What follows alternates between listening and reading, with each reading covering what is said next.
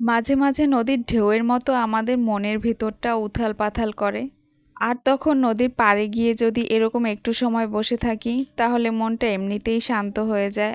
আসসালামু আলাইকুম, সবাই কেমন আছেন? আজকে বেশ কয়েকদিন পরে নদীর পাড়ে একটু ঘুরতে গিয়েছিলাম, এখন আর আগের মতো যাওয়া হয় না।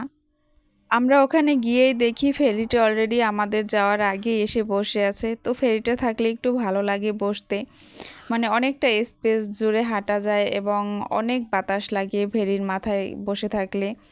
তো ফেরিতে মানুষ যাতায়াত করে, আবার ট্রলারে করেও মানুষ যাতায়াত করে, কারণ ফেরি 2 ঘন্টা পর পর আসে। আর যাদের এমার্জেন্সি থাকে ওপারে যাওয়া লাগে তারা তো ট্রলারে করেই যায়।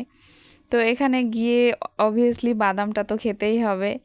তো বাদাম ছুলতে অনেকটা ঝামেলা হয়ে যায়, এজন্য খোলা বাদামটা নিয়েছি। তো আয়ান ওটা খাচ্ছে আর আমি নদীর পাড়ে বসছি, অনেকটা বাতাস ছিল। ওখানে গেলে আর আসতেই মন চায় না, আমার এত ভালো লাগে।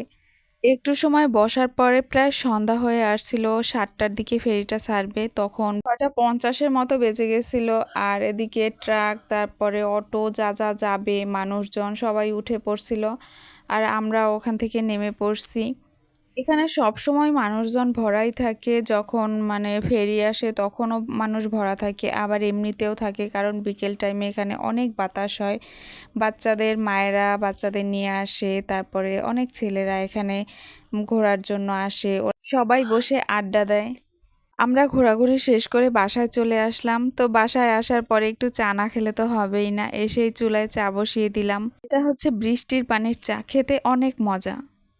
ভিডিওটা আর বড় করব না, আজকের ভিডিওটা এ পর্যন্তই। আগামীতে আরও নতুন কোনো ভিডিও নিয়ে আবার হাজির হব আপনাদের সামনে। সে পর্যন্ত সবাই ভালো থাকবেন, সুস্থ থাকবেন। আল্লাহ হাফেজ।